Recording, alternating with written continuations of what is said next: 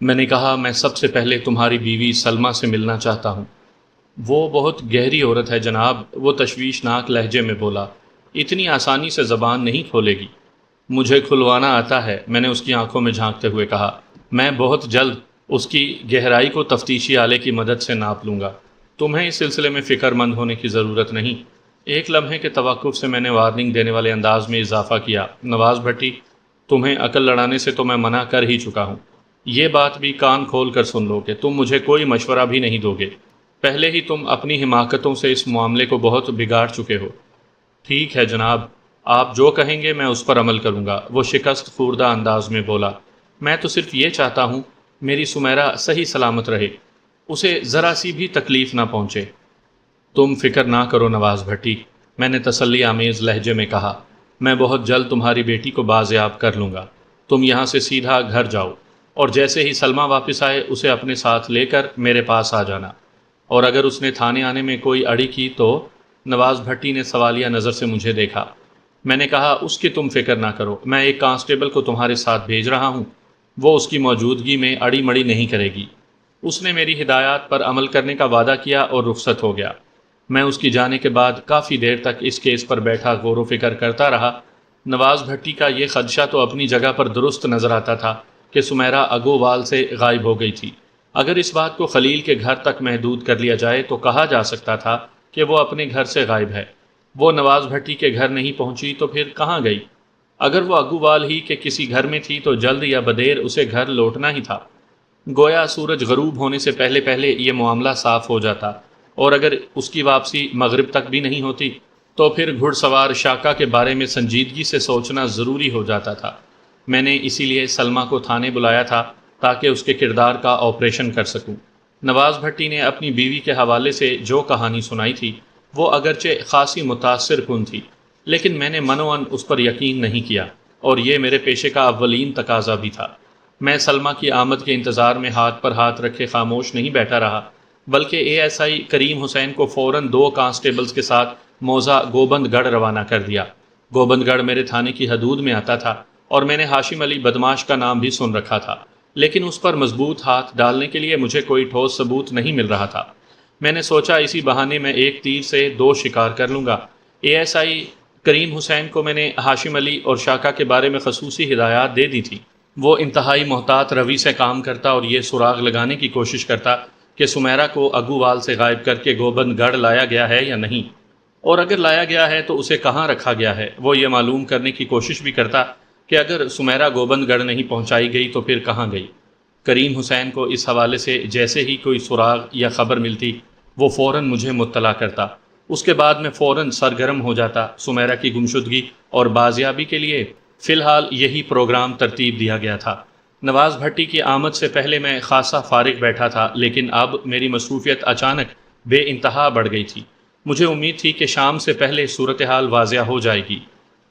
میری امید پوری تو ہو گئی، مگر حالات کی جو صورت دیکھنے کو ملی وہ میری توقع سے بہت مختلف اور سنسنی خیز تھی۔ شام سے تھوڑی دیر پہلے چند افراد مجھ سے ملنے کے لیے تھانے پہنچے۔ مجھے کانسٹیبل کے ذریعے اطلاع دی گئی کہ چودھری حکم داد نے ان لوگوں کو میرے پاس بھیجا ہے۔ میں نے فوراً انہیں کمرے میں بلا لیا۔ وہ کل 4 افراد تھے، جن میں ایک سب سے نمایاں تھا۔ اس شخص کا نام مشتاق مہر تھا۔ مشتاق مہر کا شمار چودھری حکم داد کے خاص آدمیوں میں ہوتا تھا۔ رسمی الیک سلیک کے بعد مشتاق مہر نے اپنا تعارف کروایا اور کہا، چودھری صاحب نے مجھے خاص طور پر آپ کے پاس بھیجا ہے۔ معاملہ بڑا سنگین ہے جناب، آپ اسے اپنے ہاتھ میں لے لیں۔ اس کی بات میری سمجھ میں نہ آئی تو میں نے پوچھ لیا، اس سنگین معاملے کی کچھ وضاحت تو کر دو مہر جی۔ وہ اپنے ساتھیوں میں سے ایک دراز قامت شخص کی طرف اشارہ کرتے ہوئے بولا، اس بندے کا نام خلیل ہے، یہ ادھر اگووال ہی میں رہتا ہے۔ اس کی بیوی کو اس کے گھر والوں نے غائب کر دیا ہے۔ آپ اس فریادی کی کچھ مدد کریں اور اس کی بیوی کو برآمد کر کے اس کے حوالے کر دیں تو آپ کی بڑی مہربانی ہوگی۔ وہ لمحہ بھر کو متوقف ہوا، پھر اضافہ کرتے ہوئے بولا، یہ کیس پہلے چودھری صاحب کی عدالت میں لگا تھا اور انہوں نے دونوں پارٹیوں کو سمجھانے کی کوشش بھی کی تھی، لیکن لگتا ہے کہ خلیل کی سسرال والے چودھری صاحب کی نصیحت کو سمجھ نہ سکے۔ چودھری صاحب کی طبیعت آج کل ٹھیک نہیں ہے۔ انہوں نے اپنے ذرائع سے پتہ لگوایا ہے خلیل کی بیوی اس وقت اگووال میں موجود نہیں۔ لگتا ہے اس کے ماں باپ نے اسے گاؤں سے باہر کہیں بھیج دیا ہے۔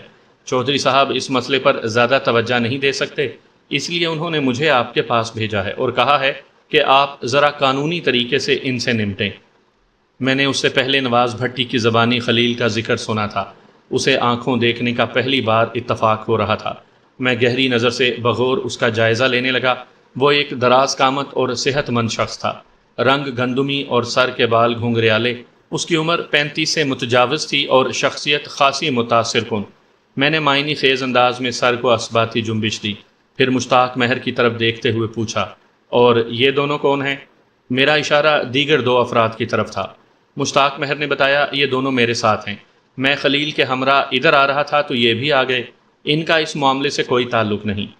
ٹھیک ہے، میں نے گہری سانس خارج کی اور کہا، اور کوئی خاص بات؟ نہیں سرکار، وہ قدرے نرم لہجے میں بولا۔ اس بیچارے کو بیوی مل جائے تو یہ آپ کا اس پر بہت بڑا احسان ہوگا۔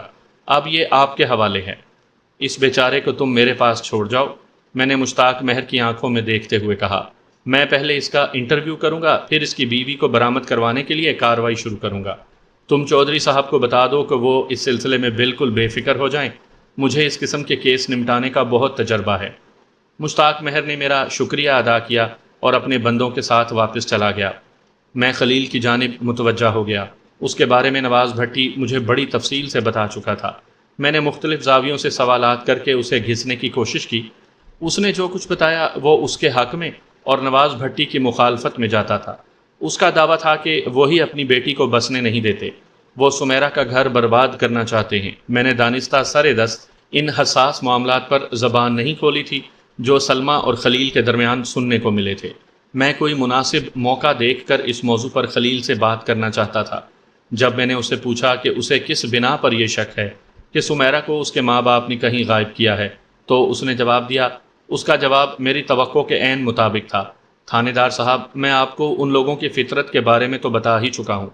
میں نے ہمیشہ کوشش کی کہ میرا گھر خراب نہ ہو، لیکن سمیرہ کی ماں کوئی نہ کوئی ایسا فتنہ جگا دیتی ہے کہ چند دن کے لیے ذہنی سکون برباد ہو کر رہ جاتا ہے۔ چودھری صاحب کی وجہ سے میں نرم پڑ گیا تھا، ورنہ اس موقع پر تو میں نے فیصلہ کر لیا تھا کہ اگر یہ لوگ نہ سدھرے تو میں سمیرہ کو چھوڑ دوں گا۔ بہرحال وہ متوقف ہوا، پھر چند لمحات کے بعد دوبارہ گویا ہوا۔ اس واقعے کے بعد سے میں نے سمیرہ کے آزادانہ میکے جانے پر پابندی عائد کر دی تھی۔ میں اسے اپنے ساتھ لے کر جاتا اور ساتھ ہی واپس لاتا تھا، اور میرے اس رویے پر ان دونوں میاں بیوی نے کوئی اعتراض بھی نہیں کیا تھا۔ آج صبح میں سمیرہ کو گھر پر چھوڑ کر دکان پر چلا گیا۔ دوپہر سے تھوڑی دیر پہلے نواز بھٹی میری دکان پر آیا اور خواہش ظاہر کی کہ وہ اپنی بیٹی سے ملنا چاہتا ہے۔ میں نے کہا سمیرہ گھر میں موجود ہے، وہ جا کر اس سے مل لے۔ وہ میری دکان سے رخصت ہو گیا۔ میں اسے بھول کر گاہکوں کے ساتھ مصروف ہو گیا۔ عصر سے تھوڑی دیر پہلے میں گھر گیا تو گھر کے دروازے کے باہر کنڈی چڑھی ہوئی تھی۔ اس کا مطلب یہی تھا کہ سمیرہ گھر میں نہیں ہے۔ میں پریشان ہو گیا۔ پہلا خیال ذہن میں یہی آیا کہ وہ میکے چلی گئی ہوگی۔ ایسا سوچتے ہوئے مجھے غصہ بھی آیا، کیونکہ میں نے اسے سختی سے منع کیا تھا کہ وہ اکیلی ادھر نہیں جائے گی۔ میں اس کی تلاش میں سیدھا نواز بھٹی کے پاس پہنچا، لیکن سمیرہ وہاں بھی نہیں ملی۔ اس کی ماں سلمیٰ بھی گھر پر موجود نہیں تھی۔ اس صورتحال نے مجھے الجھا دیا اور میں چودھری صاحب کی حویلی پہنچ گیا۔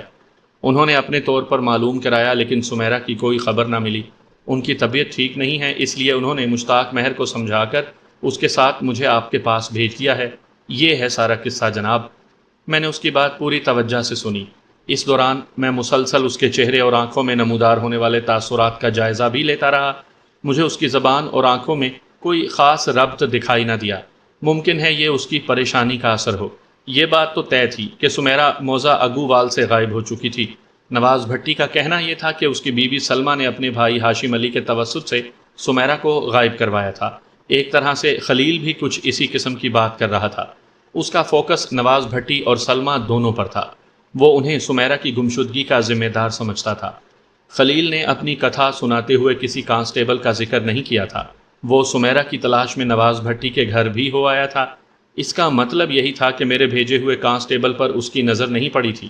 یہ ایک حوالے سے اچھا ہی ہوا تھا۔ کانسٹیبل کی وہاں موجودگی کا راز میں رہنا ضروری تھا۔ میں نے اس کی طرف دیکھتے ہوئے کہا، کیا تمہیں یقین ہے سمیرہ کو نواز بھٹی وغیرہ ہی نے غائب کیا ہے؟ وہ گہری سنجیدگی سے بولا، میرا شک اور کسی پر نہیں ہے جناب۔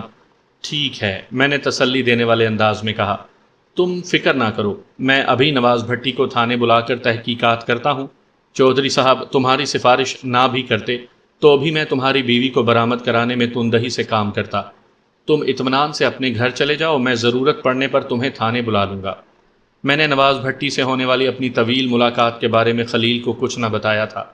میں کسی ایسے ذکر کی ضرورت محسوس نہیں کرتا تھا۔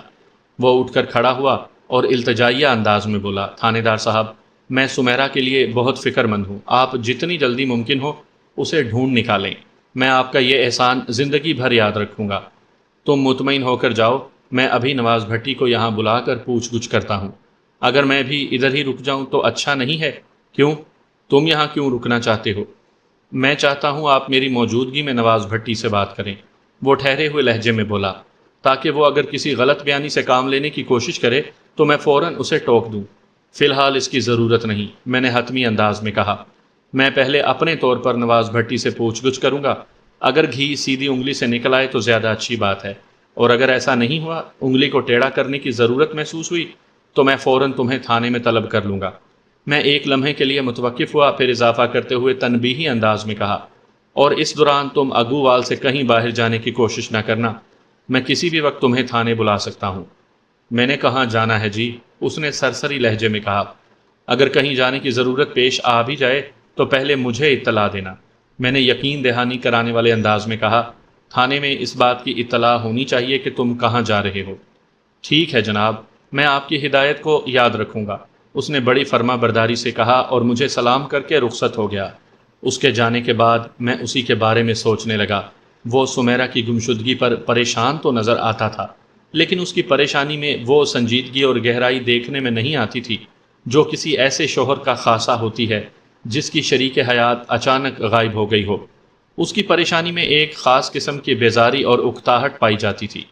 میں نے اس کا سبب یہی سمجھا کہ اسے سمیرا سے کوئی خاص محبت نہیں تھی، جیسا کہ ایک شوہر کو اپنی بیوی سے ہونی چاہیے۔ وہ نواز بھٹی اور خاص طور پر سلمہ سے سخت ناراض تھا، اس لیے بھی اس نے اپنی تمام تر توپوں کا رخ انہی میاں بیوی کی طرف کر رکھا تھا۔ ایک طرح سے یہ معاملہ الٹا ہو گیا تھا۔ نواز بھٹی جب اپنی بیوی کے کارنامے کی اطلاع لے کر میرے پاس آیا تھا تو اس کا موقف یہ تھا کہ سلمہ سمیرا کو غائب کر کے خلیل کو کسی مصیبت میں پھنسوانے کا ارادہ رکھتی ہے۔ سمیرا غائب ہو چکی تھی اور سلمہ کی بھی کوئی خیر خبر نہیں تھی۔ اگر وہ اگووال میں اپنے گھر میں موجود ہوتی تو سمیرا کی عدم موجودگی پر ایک ہنگامہ کھڑا کر دیتی، اور اب اس کے نہ ہونے کا سارا فائدہ خلیل کو مل رہا تھا۔ وہ اسی دعوے پر ڈٹا ہوا تھا جو سلمہ کرنے کا ارادہ رکھتی تھی۔ اسی سوچ بچار کے دوران میرے ذہن میں ایک خطرناک سوال ابھرا، سلمہ کہاں جا سکتی ہے؟ گوبند گڑھ۔ میرے ذہن نے خود ہی اس سوال کا جواب بھی پیش کر دیا۔ یہ صورت موجودہ صورتحال سے لگا کھاتی تھی۔ نواز بھٹی کے مشاہداتی بیان کے مطابق اگر گھڑ سوار شاکا نے ہاشم علی کے ایما پر سمیرا کو غائب کیا تھا تو سلمہ اپنے مشن کی کامیابی کا جائزہ لینے کے لیے گوبند گڑھ جا سکتی تھی۔ یہ ایک طاقتور امکان تھا، اور اس امکان کی اصلیت جاننے کے لیے سلمہ سے ایک بھرپور ملاقات ہونا ضروری تھی۔ میں بڑی بےتابی سے اس آفت کی پرکالی کا انتظار کرنے لگا۔ سامعین کرام، آپ سن رہے ہیں ملک صفدر حیات کی تفتیشی داستانوں میں سے ایک دلچسپ روداد جس کا نام ہے خوش آمدید۔ یہ اس سلسلے کی قسط نمبر 4 ہے۔ مجھے امید ہے آپ کو میری یہ کاوش پسند آ رہی ہوگی۔ آپ نے اگر ابھی تک میرا چینل کہانی گھر سبسکرائب نہیں کیا تو ابھی میرے چینل کو سبسکرائب کر کے بیل نوٹیفیکیشن آن کر لیجئے تاکہ آنے والی ہر نئی کہانی کی اطلاع بر وقت آپ تک پہنچ سکے۔ نواز بھٹی کی بیوی سلمہ کا جو کردار اب تک میرے سامنے آیا تھا، اس کی روشنی میں وہ کسی شیطان کی خالہ سے کم دکھائی نہیں دیتی تھی۔ شیطان ہو یا اس کا کوئی رشتہ دار، ایک بات اس فیملی کے لیے ثابت ہے کہ ادھر انہیں یاد کرو ادھر وہ حاضر ہو جاتے ہیں۔ میں سلمہ کا انتظار کرتے ہوئے اسے یاد بھی کر رہا تھا۔ اسی دوران ایک کانسٹیبل نے میرے کمرے میں آ کر اطلاع دی، ملک صاحب، نواز بھٹی اپنی بیوی کے ساتھ آ گیا ہے۔ میں نے چونک کر کانسٹیبل کو دیکھا۔ یہ وہی پولیس اہلکار تھا جس کو میں نے نواز بھٹی کے ساتھ اس کے گھر روانہ کیا تھا۔ میں نے اضطراری لہجے میں کانسٹیبل سے کہا، انہیں فوراً اندر بھیجو۔ یس سر، کانسٹیبل نے بآواز بلند کہا اور میرا حکم بجا لانے کے لیے کمرے سے نکل گیا۔ میں سیدھا ہو کر بیٹھ گیا اور منتظر نگاہ سے کمرے کے دروازے کو دیکھنے لگا۔ دعا کی قبولیت کا فلسفہ آسانی سے سمجھ میں آنے والا نہیں۔ بعض اوقات انسان 25-30 سال تک ایک ہی دعا بڑے خشوع و خضوع سے مانگتا رہتا ہے، لیکن اس کی دعا قبول نہیں ہوتی، حالانکہ اس کی دعا میں کوئی بھی ناممکن یا ناجائز طلب شامل نہیں ہوتی۔ اور بعض اوقات ایسا ہوتا ہے کہ ادھر انسان نے دعا کی ادھر وہ قبول ہو گئی، اور ایسی قبول ہوئی کہ کوئی جواب نہیں۔ اس روز میرے ساتھ بھی کچھ اسی قسم کے حالات پیش آئے تھے۔ کوئی مصروفیت نہ ہونے کے سبب میں اس دن بہت بور ہو رہا تھا، اور میں نے دل سے دعا کی تھی کہ اس بوریت کا کوئی توڑ نکل آئے۔ میری یہ دعا اتنی صورت سے قبول ہوئی تھی کہ مجھے اس پر حیران ہونے کی مہلت نہیں مل رہی تھی۔ کہیں تو میں ہاتھ پر ہاتھ رکھے فارغ بیٹھا تھا، اور کہیں اب ایسی مصروفیت مل گئی تھی کہ بقول کسی سر کھجانے کی بھی فرصت میسر نہیں ہو پا رہی تھی۔ چند لمحات کے بعد نواز بھٹی اپنی بیوی کے ساتھ میرے کمرے میں داخل ہوا۔ سلمیٰ پرکشش بدن کی مالک ایک جاذب نظر عورت تھی۔ اس کے سراپا میں مقناطیس جیسا کھنچاؤ پایا جاتا تھا۔ وہ بلا شبہ قدرت کی صنائی کا ایک عمدہ شاہکار تھی۔ میں نے اپنی میز کے سامنے بچھی کرسیوں کی طرف اشارہ کیا اور ٹھہرے ہوئے لہجے میں کہا، بیٹھ جاؤ۔ وہ دونوں با آہستگی بیٹھ گئے۔ سلمیٰ بڑی سنجیدہ اور کسی گہری سوچ میں ڈوبی دکھائی دیتی تھی، جبکہ نواز بھٹی کے جسم کے ایک ایک حصے سے اضطراب جھلکتا تھا۔ وہ بیٹھنے کے ساتھ ہی مجھ سے مخاطب ہوتے ہوئے بولا، تھانے دار صاحب، ساری کہانی الٹی ہو گئی۔ خلیل سمیرا کو ڈھونڈتے ڈھونڈتے میرے گھر آیا تھا۔ وہ ہمیں، خاص طور پر مجھے، سمیرا کی گمشدگی کا ذمہ دار ٹھہرا رہا ہے۔ میں نے ڈانٹ ڈپٹ کر اسے بھگا دیا ہے۔ میں نے اس کی آنکھوں میں دیکھتے ہوئے کہا، نواز بھٹی، خلیل ایسا بندہ نہیں تھا جو تمہاری ڈانٹ پھٹکار سے ڈر کر بھاگ جائے۔ وہ تمہارے گھر سے نکل کر سیدھا چودھری حکم داد کی حویلی پہنچا۔ پھر حکم داد نے اسے اپنے خاص بندے مشتاق مہر کے ہمراہ میرے پاس بھیج دیا۔ خلیل اور چودھری حکم داد بھی سمیرا کی گمشدگی کا ذمہ دار آپ لوگوں کو ہی ٹھہرا رہے ہیں۔ اس سلسلے میں چودھری نے مجھے سخت تحقیقات کرنے کے لیے کہا ہے۔ یہ تو الٹا چور کوتوال کو ڈانٹے والی بات ہو گئی۔ سلمیٰ نے بڑے جارحانہ انداز میں لب کشائی کی اور ہاتھ نچاتے ہوئے بولی، میری بیٹی کے ساتھ پتہ نہیں اس مردود نے کیا کیا ہے، اور الٹا الزام بھی ہمارے سر ہی ڈال رہا ہے۔ پھر وہ براہ راست مجھ سے مخاطب ہوتے ہوئے بولی، تھانے دار صاحب، آپ ہماری طرف سے رپورٹ درج کریں اور خلیل کو گرفتار کر کے اس سے سمیرا کے بارے میں اگلوانے کی کوشش کریں۔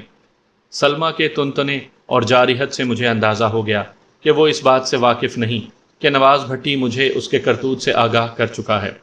وہ اپنی منصوبہ بندی کے مطابق ہی سمیرا کی گمشدگی کا سارا ملبہ خلیل پر گرانے کی کوشش کر رہی تھی۔ میں نے نواز بھٹی کی طرف دیکھا اور پوچھا، کیا تازہ ترین صورتحال پر تمہاری سلمیٰ سے کوئی بات نہیں ہوئی؟ کیا اسے معلوم نہیں کہ میں اس کی پلاننگ سے واقف ہو چکا ہوں؟ یہ ہر بات سے انکاری ہے جناب، نواز بھٹی بے چارگی سے بولا۔ میں نے کہا، کیا تم نے اس سے پوچھا کہ یہ آج کا سارا دن کہاں غائب تھی؟ جی پوچھا، اس نے اس بات میں گردن ہلائی۔ یہ میرے ہر سوال کے جواب میں یہی کہتی ہے کہ اس کا سمیرا کی گمشدگی میں کوئی ہاتھ نہیں۔ یہ تو اپنے بھائی سے ملنے گوبند گڑھ گئی ہوئی تھی۔ ٹھیک ہے، میں نے ایک گہری سانس خارج کرتے ہوئے کہا، تم باہر برآمدے میں جا کر بیٹھو، میں تمہاری بیوی کی زبان خود کھلوا لوں گا۔ سلمیٰ کے چہرے پر مجھے خوف اور ڈر کا شائبہ تک دکھائی نہ دیا۔ وہ بڑے مطمئن انداز میں بیٹھی رہی۔ نواز بھٹی اپنی کرسی سے اٹھا اور خاموشی کے ساتھ کمرے سے باہر چلا گیا۔ میں سلمیٰ کی جانب متوجہ ہو گیا۔ دیکھو سلمیٰ، میں میز پر کوہنیاں ٹیک کر آگے کو جھکا، پھر اس کی آنکھوں میں دیکھتے ہوئے سنسنی خیز لہجے میں کہا، نواز بھٹی نے مجھے تمہارے بارے میں سب کچھ بتا دیا ہے۔ میں نے الفاظ سب کچھ پر خاصا زور دیا تھا۔ وہ متذبذب انداز میں پوچھ بیٹھی، کیا سب کچھ؟ میں نے بدستور سنسنی بھرے انکشاف انگیز لہجے میں کہا، تمہارے اور خلیل کے تعلقات کے بارے میں اور تمہاری اس منصوبہ بندی کے بارے میں جو تم نے اپنے بھائی ہاشم علی کے ساتھ مل کر سمیرا کو منظر سے غائب کرنے کے سلسلے میں کی تھی۔